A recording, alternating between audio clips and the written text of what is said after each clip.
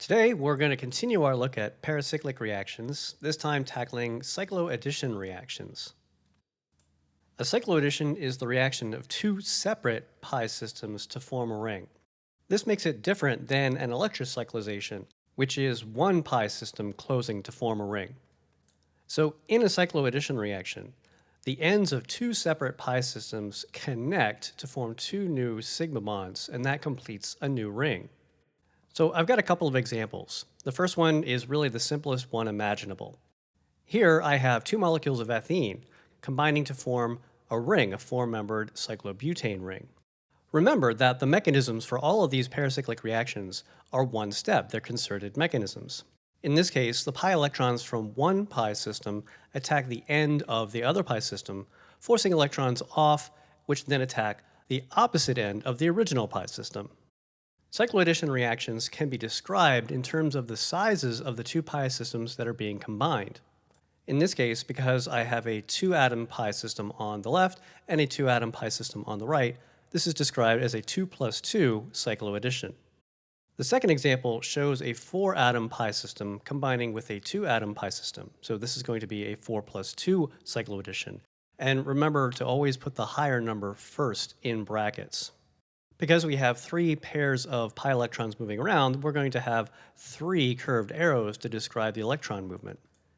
Again, note that the electrons flow in a circle.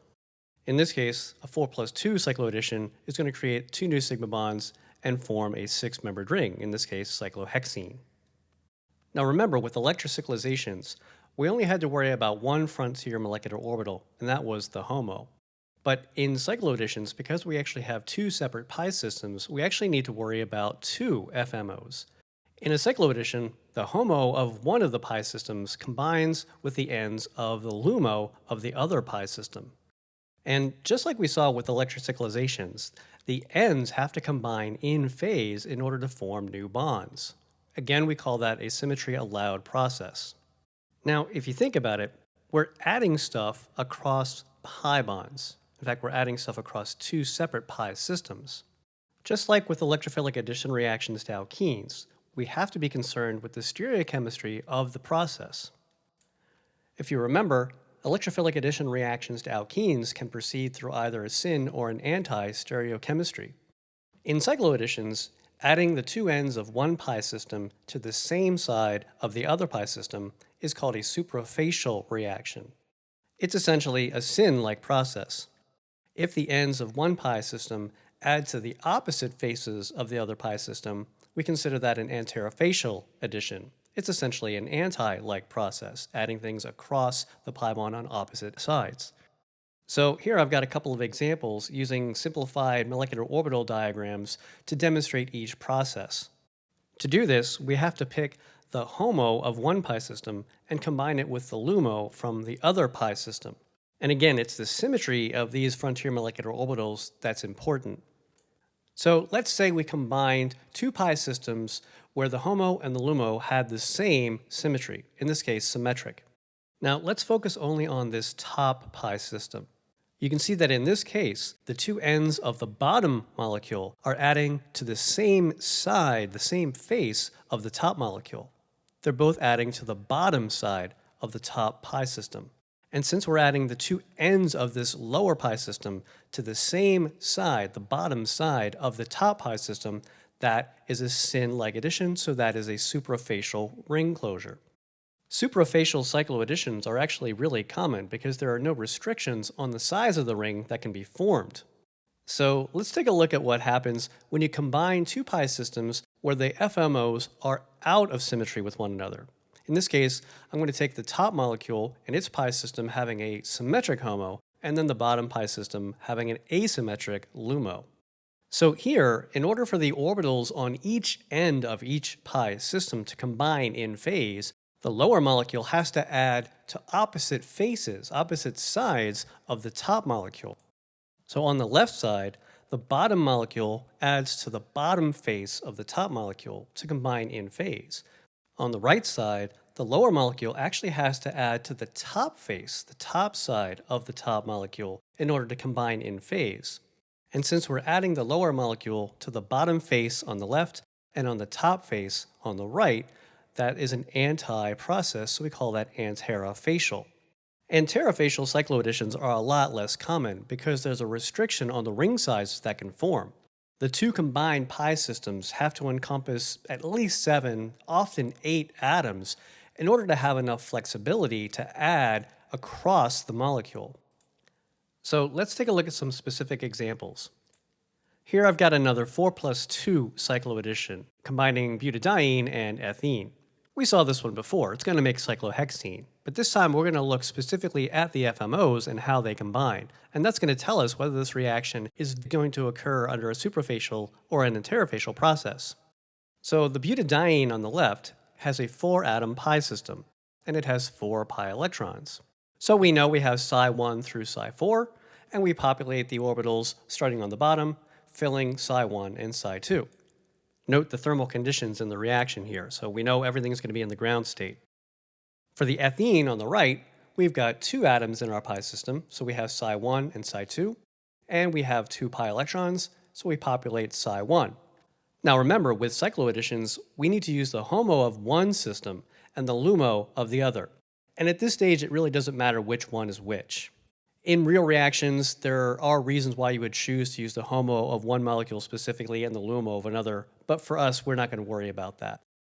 So here I chose to use the HOMO of the diene and the LUMO of the alkene. Now remember that the symmetries of all of these pi orbitals alternate, starting with symmetric on Psi1 and then asymmetric on Psi2, etc. So that means that I have an asymmetric HOMO for the diene and an asymmetric LUMO for the alkene. And that means that the symmetries of these two FMOs match. And when the symmetries match, that means we do a suprafacial addition. And that means that this reaction is going to work, because remember, there are no size restrictions when dealing with suprafacial addition reactions.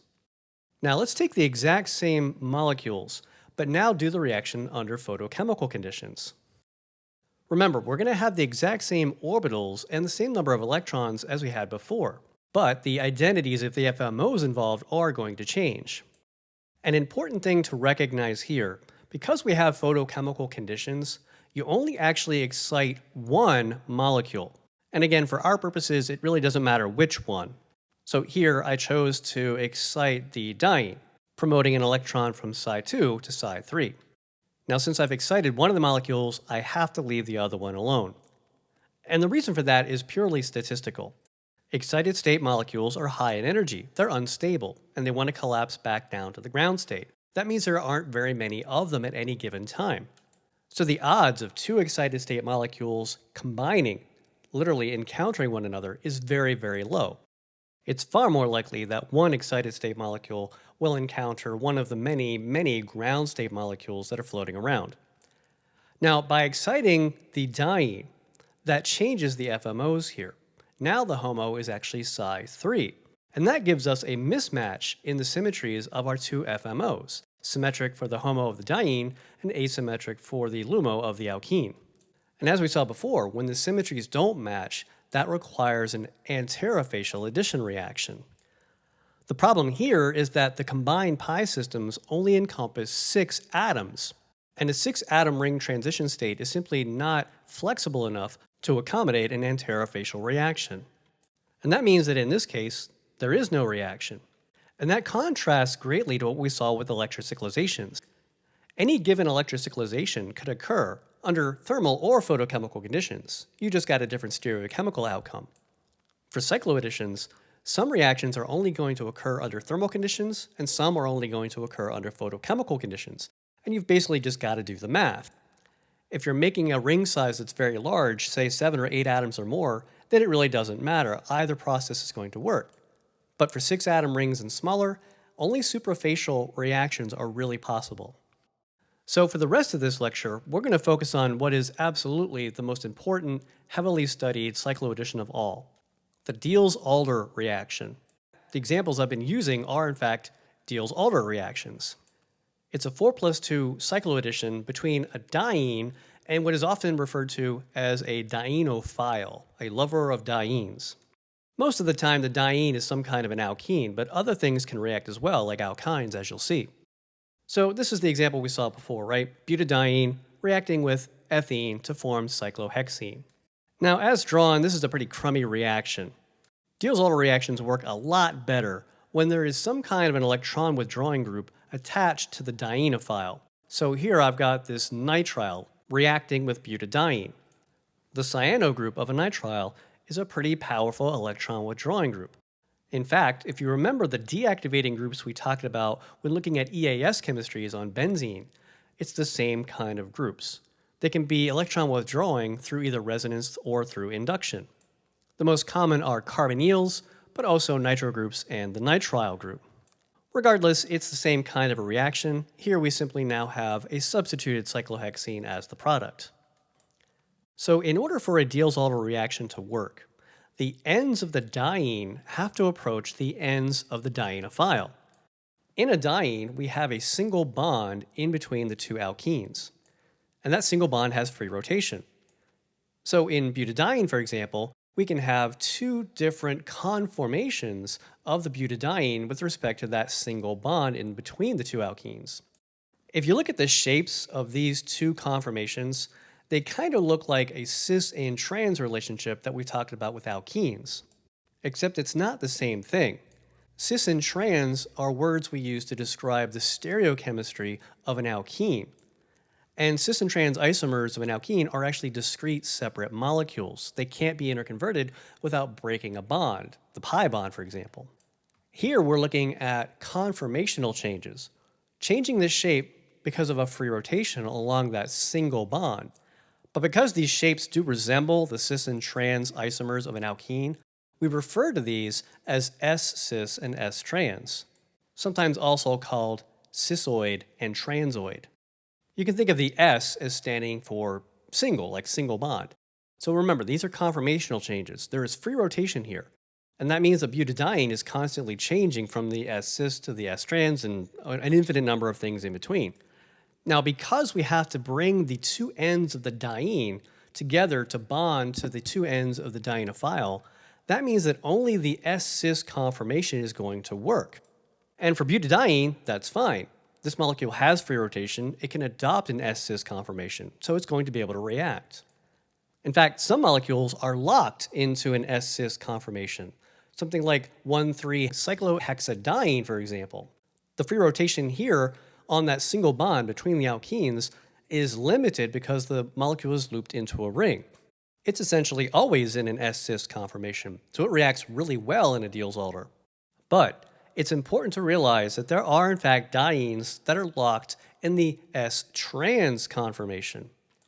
So here I've got an example of a diene where one alkene is in a six-membered ring and the other one is sort of sticking out of the ring. That means that the bond between the two alkenes is actually in the ring and therefore has restricted free rotation. This molecule can never adopt an S-cis conformation, and that means that it really can't do a Diels-Alder reaction.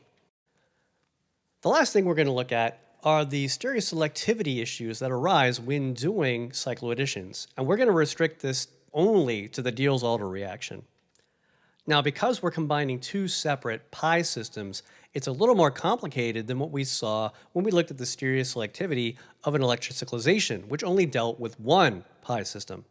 So we're going to break this down, and we're going to look at the stereochemistry that comes about from the dienophile and, separately, the diene. So let's take a look at what happens with the dienophile first. That's a little bit simpler. If the dienophile is an alkene, for example, and that alkene has stereochemistry, here I have the cis isomer of this alkene, well then that stereochemistry is transferred into the product. In this case, those two substituents, the cyano group and the methyl group, were cis to one another on the alkene, and that means they're going to remain cis on the final ring. If we start with the trans isomer, the same thing occurs. That stereochemistry is transferred over into the product. So now the cyano group and the methyl group have a trans stereochemical relationship. It's just that easy. The stereochemistry that comes about from the diene is a little more complicated. And for this, I'm actually going to use a different dienophile. I'm going to use an alkyne. The reason for that is because alkynes don't have stereochemistry, right? They're linear, so it's not going to complicate things. We can just look at one piece of stereochemistry at a time. So let's take a look at this first example. In this case, the two alkenes of the diene both have trans stereochemistry. That in and of itself isn't really important. What we really need to focus on is the relative directionality of the functional groups on the ends of the pi system. Here I've got the methyl groups on each end of the diene kind of poking out away from the actual alkenes. So I call this an out-out relationship. Both methyl groups, both substituents, are pointing out, away from the alkenes. Since both of them are pointing out and away, it's an out-out relationship, and that means that it's a same direction relationship. And another word for same direction is cis. And that's why those two methyl groups in our final product have a cis stereochemical relationship to one another. The two methyl groups are on the same side of the ring. So when the two groups share the same in or out positioning, here it's out and out. Because out and out are the same means cis, and that means that those groups, the methyl groups, will be on the same side in the ring. In the next diene, one alkene is cis and one alkene is trans. When we configure the diene into that S-cis conformation, we can see that one of the methyl substituents is poking out away from the diene, and the other one is sort of bent inwards. So one is poking outward and one is poking inward, and in and out are opposites. They're poking in opposite directions. And another word for opposite is trans, and that's why the two methyl groups are on opposite sides of the ring in the product. So here, one substituent on the diene pointing out and one in, that's a mismatch. Out and in are opposites, so they're going to be on opposite sides of the ring in the product. Note too that because in these examples I am reacting a dienophile that is an alkyne, one of those two pi bonds in the triple bond persists. And you see what that does. One, it means that you have another alkene in your product, but two, it takes away any need for dealing with the stereochemistry from the dienophile. Because those two cyano groups are attached to sp2 carbons in the product, there is no sense of the side of the ring, right? They're not up or down, they're in the plane of the ring. So we don't have to worry about the stereochemistry there. Of course, this would get a lot more complicated if you had both a diene and a dienophile that displayed stereochemistry, but that's going to be beyond the scope of a course like this.